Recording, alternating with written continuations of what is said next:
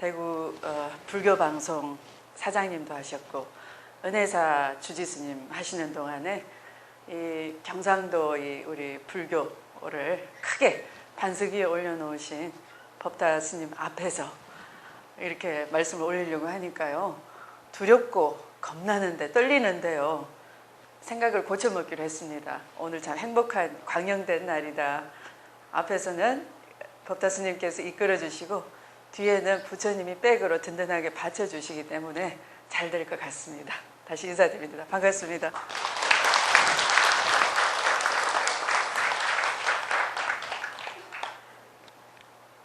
요즘 세계화라는 말에 우리가 많이 기대가 크죠.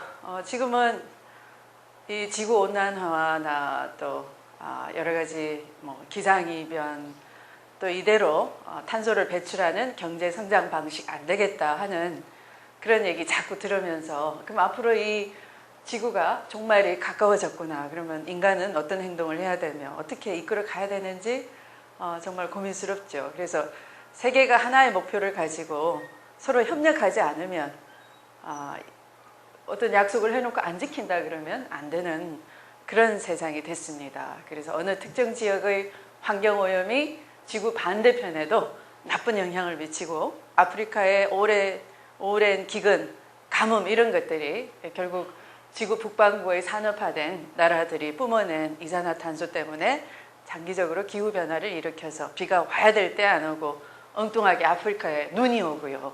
그런 걸 보면서 지구는 정말 하나네, 우리가 안 보인다고 함부로 행동해서는 안 되겠네, 그런 느낌을 갖는 때입니다.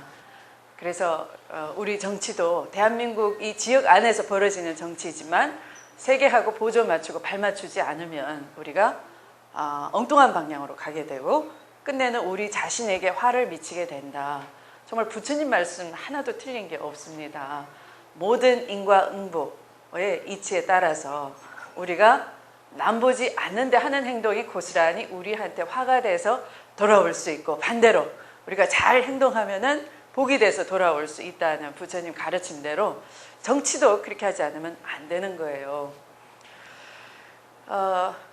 대통령이 나라를 이끌려면 비전이 있어야 되죠. 그러니까 아까 그런 세계화의 흐름에 맞추어서 세상 변화에 따라서 우리가 그것을 극복하고 이겨낼 수 있는 그런 비전을 가져야 됩니다. 그러면 그런 비전대로 가고 있느냐를 좀 말씀드리고, 어떤 바람직한 비전이 우리한테 대안인가도 말씀드리면서 오늘 이 시간 함께 하도록 하겠습니다. 자, 너무 딱딱하니까요, 제가 경상도라고 하지 않았습니까? 군대에서 이 소대장이 하필이면 경상도 출신이었습니다. 근데 그 군대는 팔도가 다 올라온 우리의 대한민국 건하들이 지휘관의 지휘에 따르려고 준비 중이겠죠. 상대방 적군하고 총격전이 막 벌어졌습니다. 이 경상도 출신의 지휘관이 번뜩 수그리 이랬어요. 그러니까 저 웃으시는 분은 알아들었다 이거예요. 안 웃으시는 분은 무슨 소리지? 그러니까 안 웃으시는 분들처럼 그런 알아들을 수 없는 고향에서 오신 이 사병들이 못 알아듣고서 금방 총에 맞아서 부상을 당하거나 죽었어요. 근데 이제 몇 명 안 남았죠. 근데 그걸 이제 눈치가 빠른 이제 경상도 친구들은 버뜩 수그리를 알아듣고 얼떨결에 그 뒤에 있다가 같이 재빠르게 따라한 친구들도 전라도에서 왔건 강원도에서 왔건 또 살아남았단 말이에요. 근데 또 총격전이 막 벌어졌는데 상대방 숫자가 엄청 많아가지고 막 연발 총이 막 날라오는 겁니다. 그래서 지휘관이 또 얼떨결에 사투리로 아까면 치러 이랬어요. 그러니까 또 못 알아들은 친구들이, 남아있던 친구들이 또 금방 사망을 했단 말이에요. 제가 왜 이런 농담을 하느냐, 지도자가 이 세계화에 우리가 저탄소 성장이라든지 녹색 성장이라든지 그런 걸 사투리로 번역해버리면, 어떤 고정관념을 가지고서 잘못 번역을 해버리면 이 엉터리 비전을 제시한다는 거예요. 그게 4대강 사업이라는 겁니다. 남들이 저탄소 녹색 성장 영국도 얘기하고 미국도 얘기하고 모든 선진국, 유럽 선진국이 얘기하는데 그걸 한국판 녹색 성장이 4대강이라 하면은 아까 그 경상도 사투리로 버뜩 수구리 빨리 엎드려가 경상도 말로 버뜩 수구리예요. 이렇게 고개 숙여. 이게 이 움츠려 이렇게 숨어 이게 이제 수구리라고 빨리 그렇게 말을 하는데 버뜩 그러면 이제 빨리 이런 얘기입니다. 버뜩 수구리라든가 아까 멘치로 그러면 아까처럼 그대로 하라. 빨리 수그려라 이 소리거든요. 예, 그러니까 어머님 아셨어요? 예, 포대장이 전국 팔도에 온 청년들 다 모인 데서 그렇게 못 알아듣는 특정 지방 말로 해버리면 수많은 생명들이 한꺼번에 피해를 입듯이 전 세계가 녹색 성장이다, 저탄소 성장이다 하는데 그걸 우리는 잘못 번역해서 4대강 사업을 하는 것이 녹색 성장입니다 해버리면은 우리는 귀중한 세금을 엉뚱한 데 퍼붓고 정말 돈이 필요할 때는 못 쓰게 되는 발목 잡히는 일이 생기는 거죠. 그래서 제가 제목을 왜 생명을 향해서 삽질합니까? 이렇게 한번 강하게 설정해 보았습니다. 한마디로 이것은 탐욕의 상징이다 할 수 있어요. 부처님이 제일 싫어하시는 말씀, 탐욕, 집착이에요. 개인의 삿된 마음을 가지고서 그 탐욕을 버리지 않고 잘못된 그릇된 집착을 한다 그런 말씀입니다. 또 이것은 아까 그런 세계적으로 저탄소 녹색 성장하고는 그 모양은 그럴싸하게 포장을 자꾸 하려고 하는데 실상은 잘못 번역하는 잘못 이끄는 비전이다. misguided 비전이다. 비전은 영어인데 앞에는 영어로 붙여야 되겠죠. 그러면 가이드를 잘 하지 못하는 misguided 비전이다. 이렇게 말씀드릴 수 있습니다. 그래서 그러면 저보고는 그렇게 비방만 하지 말고 뭘 꺼내야 될 거 아니야? 궁금하실 거 아닙니까? 이것을 지금은요 지난 10년 동안 우리 뜻대로 경제를 운용하기가 어려웠어요. 10년 전에 IMF 경제 위기가 환란 위기가 있었습니다. 그러면서 우리가 싫든 좋든 IMF 처방전대로 그대로 경제 운용을 할 수밖에 없었어요. 먼저 금융시장 개방하고 고금리를 채택하고 우리의 경쟁력이 있는데 우리가 설계해서 투자하기보다는 IMF가 시키는 데 할 수밖에 없는 그런 경제 구조에서 하는 수 없이 잘 돌아가는 기업도 재고를 쌓아놓고도 문을 닫고 감원을 하고 구조조정을 했어야 됐습니다. 그래서 많은 이 젊은 가장, 30, 40대 가장들이 실직을 하거나 아니면 다시 경제가 살아나더라도 임시직, 비정규직으로 밖에 취직을 하지 못했어요. 그래서 그 결과 사회의 양극화가 심합니다. 소득 양극화. 근데 소득 주머니가 양극화됐다는 것은 무슨 의미냐. 이미 우리 사회가 그만큼 서로 계층이 크게 분화가 됐다. 나눠졌다. 이런 얘기입니다. 그러니까 우리가 밖에 나가서 불안한 거예요. 왜? 서로 갈등이 생기기 때문에. 그러니까 그거를 사회 통합 차원에서 없는 사람들을 자꾸 돈을 보태주라 그런 얘기가 아니고 실력을 키워주고 기능을 살려주고 또 일자리 투자를 간접적으로 해가지고 일자리를 많이 만들어서 그 사람들이 제대로 된 일자리에 취직할 수 있는 여건을 국가가 만들어줘야 되는데 그런 쪽으로 투자함으로써 IMF 이후에 벌어지는 그 사회 양극화를 줄여나가지 않으면 큰일 나는 그 시점에 와 있는 거예요. 그러니까 제가 제목이 4대강 사업은 탐욕의 상징이자 이명박 정부의 오도된 비전, misguided 비전이고 대신에 서민 복지에 투자해서 상생 공영 사회를 만들어야 된다라는 것이 오늘의 요점입니다. 자, 이 4대강 사업을 제가 환경노동위원장인데요. 줄이면 환노위원장입니다. 근데 제가 줄여서 부르면 기분이 좀 안 좋아요. 왜냐하면 환자 노인위원장입니까? 질문하는 분이 있더라니까요. 그래서 반드시 저는 환경노동위원 사실은 제가 그 낙동강변에 살았었어요. 물론 그 지천인 금호강변에 살았지만은 낙동강 외관 칠곡에는 저의 출시 가문의 친정 집안의 뭐라고 합니까? 이 조상들을 모시는 산이 있고요. 그 다음에 거기 또 일가 친척들이 많이 계시니까 뭐 해마다 가 봅니다. 그런데 제가 학교 다닐 때 생각하면 심지어 전두환 정권 때도 저의 그 큰 오빠, 사촌 큰 오빠가 경북도청에서 토목계 공무원으로 일을 하셨거든요. 그때 이 오빠가 날마다 낙동강변에 가서 살았어. 집에 오질 않고. 근데 그때 뭐 했느냐?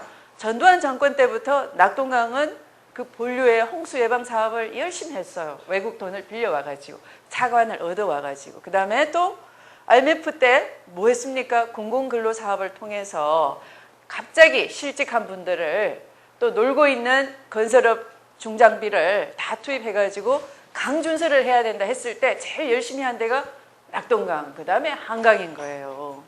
그러니까 이 강은 정권 때마다 한 번도 논 적이 없어요. 그래서 사실은 낙동강 본류에는 홍수가 전혀 안 일어나요. 홍수 어디 일어나느냐? 지난번 태풍 왔을 때 홍수 피해 어디 있었습니까? 영동 저 산간지방 골짜기에, 지천에, 상류에 급류 타고 막 계곡에서 물 쏟아지니까 그 주변에 지천의 그 옥답들이 다 휩쓸려 갔거든요. 그러니까 이 2000년인가요? 몇 년 전부터 이 종합 유역 개발 계획, 치수 계획을 세웠습니다. 그래서 그 치수 계획, 종합 유역 개발 계획에 의하면 홍수 예방을 위해서는 이미 본류에는 낙동강 큰 본류에는 다 어지간히 재정이 투입돼서 97% 홍수 예방 사업이 됐다. 문제는 지천, 상류에서 일어나는 그런 유역에서 일어나는 홍수가 문제이기 때문에 그 가지 유역에서 먼저 골짜기에서 먼저 홍수 예방 사업을 해야 되겠다 해서 종합 계획을 다 세워놓은 거예요. 그대로 하기만 하면 되는 거예요. 그런데 지금 이제 여러분들이 방송 TV 토론들은 뭡니까? 4대강 사업은 일석삼조인데 하나는 일자리 만드는 것이고 또 하나는 홍수 예방을 하는 것이고 또 하나는 뭐예요? 수지를 확보하는 것이다. 좋은 물을 확보하는 것이다. 그런 얘기를 자꾸 합니다. 근데 그 세 가지가 다 어불성설입니다. 일석삼조가 아니라 어불성설이에요. 부처님 맞습니까? 뭐라고 하십니까? 부처님께서 맞다고 하시네요. 못 들으시는 분은 불심이 조금 부족하신 거예요. 제가 법타스님 앞에서 사기도 잘 치죠.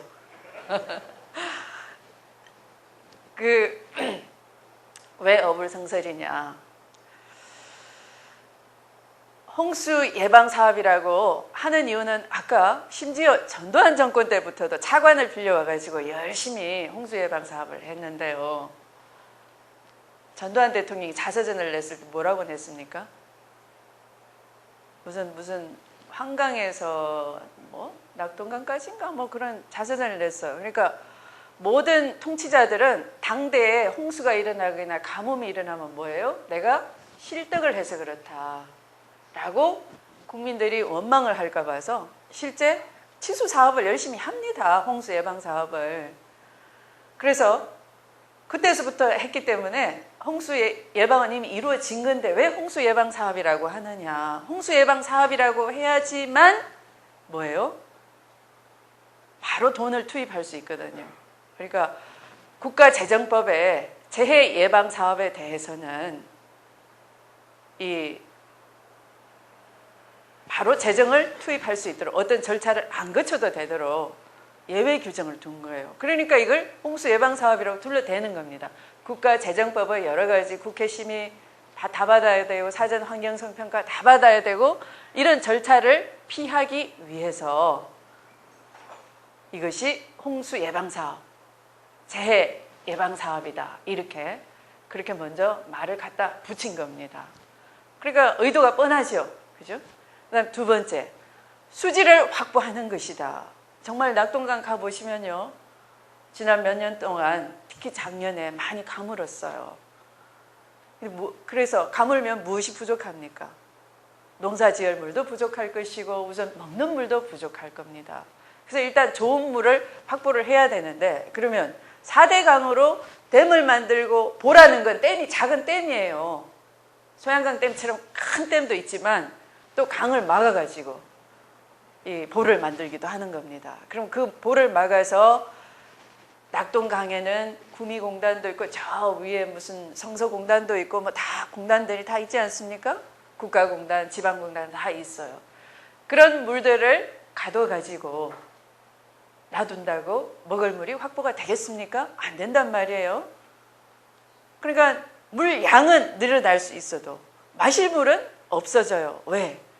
사실은 물이라는 건 이 표면에 흐르는 물만 물인 것이 아니고 복류수라고 해서 지하수, 그러니까 모래바닥 바로 밑에 흐르는 지하수도 있어요. 사실은 그것을 강변 여가수처럼 모래가 좋은 투과 역할을 하니까, 오물을 정화시키는 역할을 하니까 그걸 샘물처럼 그 밑에 흐르는 지하수를 모아가지고 마셔왔거든요. 근데 만약에 4대 강으로 잘못 삽질을 해버리면, 강바닥 모래 다 긁어 파버리면 깊이 팝니다.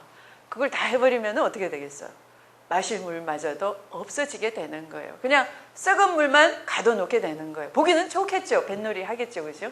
뱃놀이 한다고 해결되는 건 아니잖아요. 그리고 이제 세 번째. 뭡니까? 홍수 끝났고 수질 말이 안 되는 것이고, 일자리 창출. 사실은 일자리 없어졌어요. 자, 일자리 창출은 정말 심각한 문제입니다. 그럼 4대강 사업에 어떤 일자리가 있겠습니까? 우리 보살님 자제분 다 대학에서 열심히 가르쳐 놨는데, 그죠? 뭐 자격증도 잔뜩 있는데 4대강 사업 하는 동안에 보살님 자제분이 기회가 있겠습니까? 4대강으로 인해서? 없어요. 아유, 우리 자식이 가서 포크레인 기사를 합니까? 모래 퍼나르는 무슨 리어카를 끌 겁니까? 할 수 있는 게 없어요. 4대강으로 할 수 있는 일자리 아무것도 없어요. 그죠? 좋은 사람들은 누구냐? 요즘 뭐 어떤 의원이 그러대요. 동지상고 출신만 노다지 만났다. 로비해가지고 뭐 어떤 대형 건설회사가 다 로비해서 보 만드는 사업 다 따먹어 가버렸다라고 하는 겁니다. 그러니까 대형 건설회사, 서울에 있는 대형 건설회사 몇 개가 정말 노다지 캔 거고, 국민이 낸 세금, 이명박 정부의 금고에 들어있는 돈 받아가지고 공사하고 돈 버는 것이고, 나머지는 돈이 구경도 못해요. 별로 구경 못해요. 요즘 무슨 공사가 그렇게 많은 인력을 동원하지 않습니다. 그 인력 동원한다 그래도 그런 일자리 이미 우리가 교육에 많이 투자해 놓고 우리 청년들하고 어울리지 않는 일자리예요. 그러니까 일자리 창출도 아니거든요. 근데 그것을 위해서 우리가 얼마를 투자하느냐. 22조 원을 투자하는데 22조 원을 투자하는 동안에 그러면 그 돈 22조 원 써버리면 뭘 줄여야 될 거 아닙니까? 그죠? 뭐를 줄이겠어요? 힘없는 사람들, 찍소리 못하는 사람들한테 들어가는 돈 줄이는데, 그게 우리 아이들 겨울방학 때 공부하는데 드는 급식비 먼저 줄이고요. 결식 아동에 대한 보조금 줄이고요. 그 다음에 또 중소기업 사장님들 당분간 일자리 좀 유지하세요. 너무 구조조정 열심히 해서 내보내지 마세요. 경제가 어려울 때일수록 직격탄 맞는 중소기업에 대해서 우리 법에 고용 유지를 할 때 지원금을 주게 하는 그런 조항이 있어요. 그런 걸 대폭 삭감해버려요.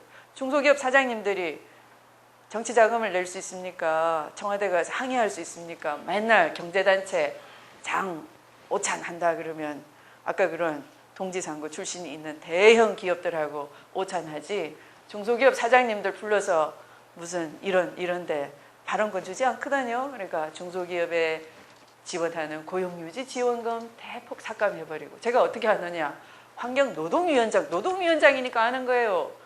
근로자들이 잔뜩 해고돼서 살려주십시오 하는데 들어보니까 고용유지 지원금 대폭 삭감돼서 중소기업 사장님도 어렵거든요. 그래서 그다음에 이제 우리 이 초중등 학교에 지방 교육 재정 교부금 들어가야지만 학교도 또 수선도 하고 교사 월급도 제대로 주고 할 수 있는데 그런 교부금을 대폭 삭감을 해버리는 거예요. 이게 다 누구한테 불이익이 가는 겁니까? 말 없는 서민들한테. 국민이 뿔나게 생겼습니까? 안 생겼습니까? 그러니까 장애인이나 아동이나 청소년이나 서민 이런 복지 예산이 대폭 삭감이 돼버리는 겁니다.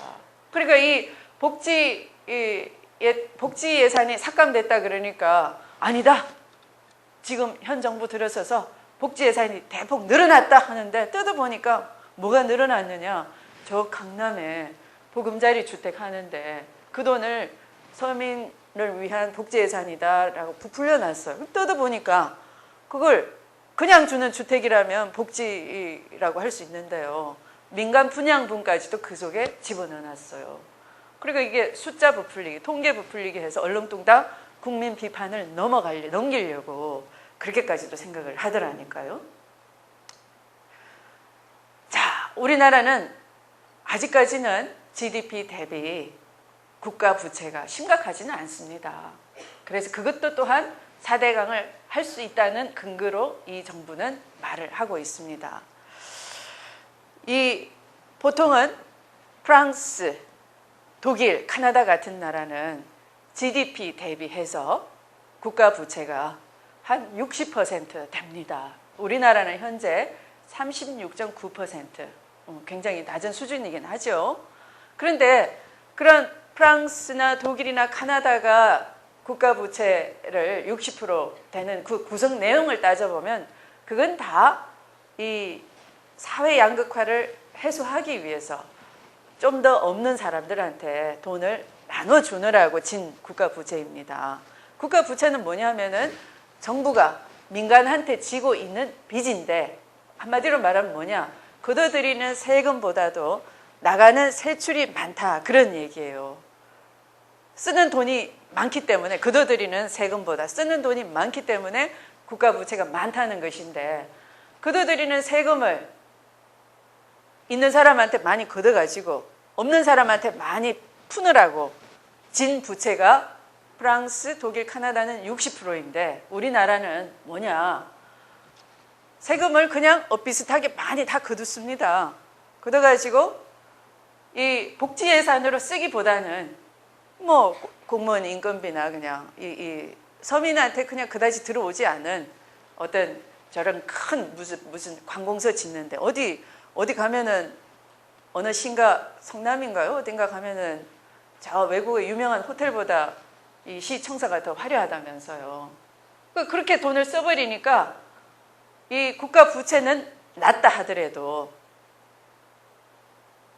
아까 국민한테 많이 베풀어서 진 거하고 그죠? 국가가 자기 이익을 위해서 헛되게 쓴 거하고는 질적으로 다르다는 얘기예요. 그런데 만약에 국가가 우리가 또 22조 원이 누구 돈이에요? 앞으로 걷어들여야 될 세금인 거예요.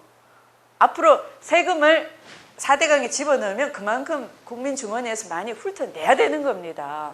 그런데 국민 세금을 많이 걷어가도 앞에 약속한 것처럼 일자리 창출이 돼서 경제 성장이 된다든가 또 생산적인 투자가 돼가지고 그게 돌고 돌아서 돈은 뭡니까? 돈이? 왜 돈입니까? 돌고 돌아야 된다라고 해서 돈입니다. 아유, 우리 한글이 정말 멋있어요. 뭐니 해도 돈인데, 그죠? 영어로 하면 뭐니가 많이고, 그죠?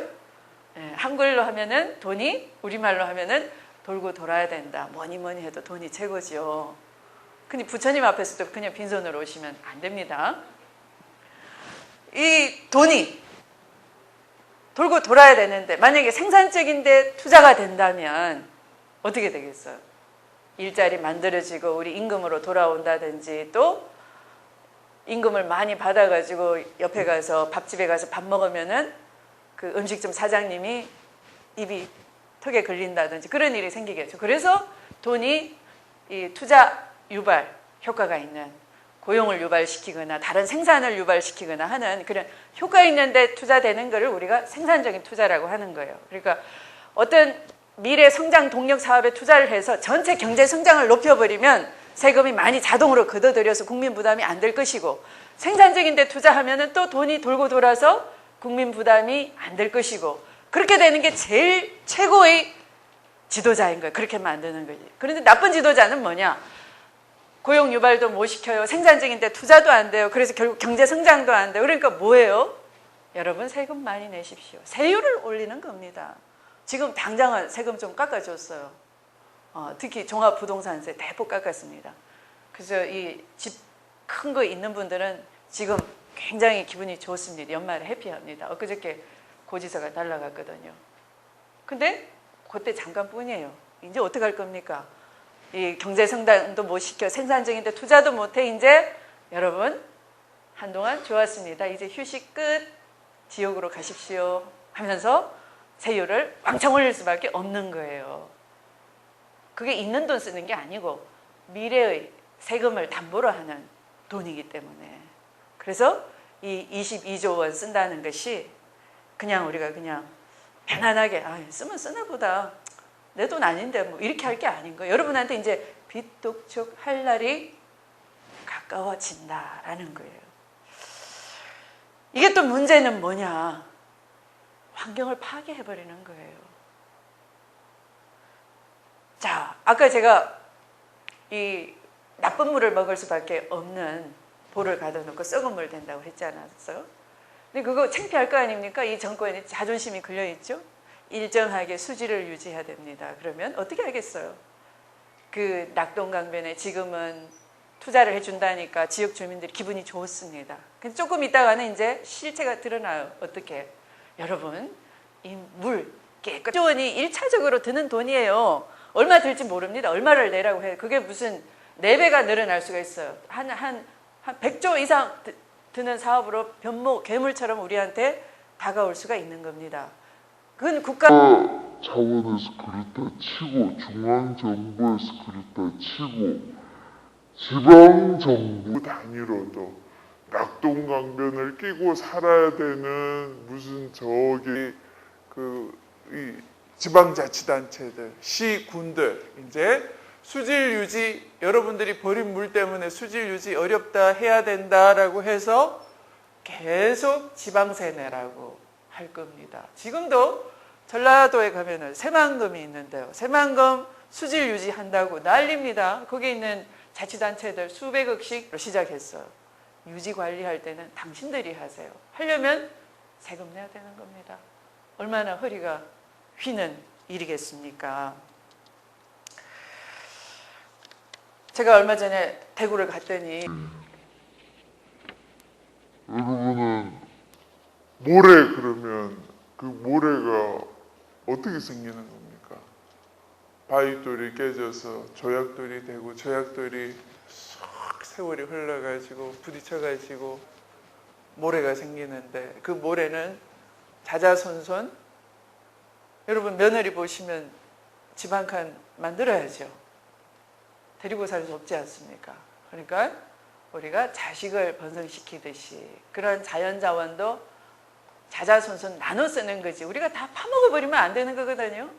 저 4대강 이 4.4억 입방미터 한꺼번에 파낸다는데 그거 다 파내면 어떻게 되느냐. 그게 사실은 100년 동안 생성될 모래인 겁니다. 천천히 드러내야 되는 거예요. 생성된 만큼 드러내야 되는 거예요. 한꺼번에 다 드러내는 겁니다. 심지어 바위까지 폭파합니다. 그 일정한 수심, 어떤 깊은 데는 뭐 10m 이렇게 맞춰야 되는데 그렇게 하기 위해서는 바위돌까지 다 폭발을 해버리는 겁니다. 이렇게 환경면에서도 어울리지가 않고요. 이 어불성설이 자꾸 늘어납니다. 자, 마지막으로 이제 시간이 거의 다 되니까 부처님은 네 혼자 잘 먹고 잘 살아라라고 하셨습니까? 아니면 이 일심동체다, 네 혼자서는 못 사니까 함께 어울리면서 잘 살으라고 했습니까? 부처님께서 저를 혼내시네요. 그 바보 같은 질문 왜 해? 이렇게. 함께 잘 살아라 라고 하신 거예요. 우리가 성장 그러면 growth 이렇게 얘기합니다. 근데 그거는 이 탐욕스러운 거예요. 그냥 숫자상의 성장. 아무리 747을 한들 뭐 무슨 저 7% 성장하고 산업을 만들고 이 세계 7대 강국 된다고 한들 일부 몇 사람만 잘 살고 국민 95%는 맨날 힘들고 물고 병이 들어도 어디 갈 데 없다라고 한다면은 어떻게 되겠습니까? 부처님 가르침에 어긋나죠. 그건 다 함께 잘 살으라고 하는 건 계속 영원히 잘 살기 위해서 다 함께 잘 살아라 하는 겁니다. 나 자신을 위해서, 내가 계속 존재하기 위해서 다 함께 잘 살 필요가 있는 거죠. 내가 집을 나서는 순간 전부 너 혼자 잘 먹고 잘 살지, 소매치기가 나를 달라붙고 거지가 동양 달라고 하고 안 되면 강도가 나타나서 칼을 들이대고 강탈해가고 밤에 집에 가서 들어가서 자도 불안하고 담을 아무리 높이 세우고 경비를 아무리 세워도 불안하다 그러면 그것은 잘 먹고 잘 사는 게 아닌 겁니다. 계속 잘 살 수가 없는 겁니다. 그래서 계속 함께 잘 살아라 라고 하는 것은 결국 나한테 복이 돌아오게 업을 지어라, 업을 짓지 말고 복을 지어라, 그런 얘기예요. 근데 그걸 영어로 뭐라고 하느냐, 그건 영어로는 성장이라고 안 해요. 영어로 상생공영에 해당하는 게 뭐냐, prosperity라고 하는 겁니다. prosperity가 뭐냐, 앞에 프로라고 하는 말은 모두가 조화롭게 하는 그런 그 라틴어에서 온 말이에요. 뒤에 스포를 붙여가지고 합성어가 됐어요. prosperity에 스포라고 하는, 앞에 프로를 빼고 스포라고 하는 말은 뭐냐, 그것은 우리들의 희망과 기대, 이런 뜻입니다. 우리들의 희망과 기대를 조화롭게 하는 것이 상생공영의 prosperity라고 하는 영어 단어예요. 그래서 유럽에서는 그런 이제 개념 있는 성장, 그러니까 철학 있는 성장, 상생공영이라는 뜻에서 이제는 단순히 747이나 어떤 숫자적인 GDP 성장 이걸 버리고 함께 잘 사는, 우리가 유럽의 불교 전파 열심히 안 하고 있어요. 그리고 부처님 말씀을 살아보니 그게 정답이어서 저절로 정답을 자기들끼리 안 가르쳐줘도 찾아버린 거예요. 법타 스님이 이제 유럽에 가시면 포교가 잘 될 것 같습니다. 예. 그런데 우리만 거기에 그 깊은 뜻을 모르는 겁니다. 특히 이 부처님 법력이 강한 우리 대한민국에서 상생공영을 잊어버린 거예요. 그 결과 어떻게 됐느냐. 자, 제가 질문을 한번 내보겠어요. 우리나라에서 상위 20% 안에 내가 들겠다라는 분 마음속으로 손들어 보십시오. 진짜 손드시지 말고. 상위 20%에 우리나라에서 드는 분, 작년에 우리나라의 기획재정부가 조사를 해서, 작년이 아니고 올해 5월 달에 발표를 했는데요. 어떠냐. 상위 20%에 드는 분들이 월 소득 745만 원을 번다라고 했어요. 보십니까? 상위 20%에 드십니까? 끄떡끄떡 하시는 보살님 그러신 것 같아요. 다음에 좀 부처님께 두둑히 좀 들고 오십시오. 교회가 잘 되는 이유는 11조를 만들어놔서 그렇답니다. 우리 부처님은 마음씨가 좋으셔서 꼭 11조라고는 안 하시더라고요. 네 알아서 해라. 복은 네가 만드는 거다. 그런데 우리나라에서 못 사는 20%는 얼마밖에 못 버느냐. 제가 노동위원장인데 비정규직 보면 가슴이 아파요. 제가 비정규직을 좀 정규직으로 만들어주라 그랬더니 이 정부에서 안 된다 그래요. 그러면 일자리가 없어진다 그럽니다. 제가 일자리는 필요하니까 늘 사장님이 필요하면 고용해서 쓸 거니까 좀 제대로 일한 만큼 돈이나 주고 쓰게 하라고 우리가 법이나 그렇게 좀 만듭시다. 노동위원장으로 당연한 얘기인데 그걸 정부가 깡그리 무시하고요. 저를 계속 압박하고 신문에다가 저를 굉장히 나쁜 사람인 것처럼 만들어가는 겁니다. 제가 정말 답답했어요. 그래서 제가 어떤 날 비정규직하고 간담회를 하는데요. 어떤 젊은 여성 비정규직이 정부에서는 애 셋 나오면 무슨 출산 장려금 주겠다고 하고 애 많이 낳으라 그러는데 저 결혼한 지 2년 넘었거든요. 비정규직으로 지금 3년째 근무하거든요. 2년 넘으면 정규직 시켜준다고 한다는데도 안 시켜주거든요. 이번에는 쫓겨나도 좋으니까 내 후배들은 꼭 정규직 되게 위원장님 도와주십시오. 제가 아이 가졌다고 알려지는 순간에 저 잘립니다. 임신 못해요. 임신도 못하는 비정규직 신세 가지고 정부가 아무리 출산 장려 한다 한들 어떻게 애가 태어나겠습니까? 임신하면 어떻게 되는데? 임신하면은 너 일 게을리하지? 너 말고도 이쁘장하네. 아가씨들 쎄써. 너 나가. 이렇게 한다는 거예요. 그러니까 배가 불러도 감춰야 되고 애 나도 낳다 소리도 못하고 이게 비정규직 신세입니다 라고 그 여성 근로자가 얘기할 때 제 가슴이 얼마나 아팠겠어요. 저도 애가 셋이거든요. 애 가져봐서 알고 키워봐서 알아요. 누가 그래요. 애는 뱃속에 있을 때 제일 편하다. 에이 무슨 배불뚝이 돼서 출퇴근하는데 그때는 무슨 뭐 애 가졌다고 해서 봐주고 그런 거 없었어요. 집에 가서 쉬라 이런 것도 없었어요. 애? 네가 가졌지 뭐. 이런 식이에요. 그래서 저는 애 낳고 나도 바로 출근하고 애 가졌어도 가졌다 말 못하고 그렇게 에이 애를 뱃속에 집어넣었을 때가 제일 편하다라고 누가 하는 얘기 듣고 이제 애를 낳았습니다. 봐줄 사람이 없어요. 그 말을 실감해서 아, 뱃속에 있을 때 그나마 내가 끼고 있으니까 낫지. 이게 태어나니까요. 봐줄 사람이 없어요. 그렇게 고생해서 제가 정치인이 돼서 그럼 여성들이 그런 출산과 양육의 고통을 얘기하면 정말 제 일처럼 가슴이 아프더라고요. 그래서 제가 여러분들을 위해서 정말 이 부당한 비정규직 만들어 놓고 착취하는 거 이거 정말 막아야 돼. 이건 부처님 법도가 아니다 이렇게 생각을 했어요. 그 결과 우리나라에 못 사는 사람 20%를 뽑아서 월 소득 통계를 내봤더니 얼마겠습니까? 얼마일 것 같아요? 꼴란은 경상도 말로 겨우 고작 이겁니다. 꼴랑 85만 원.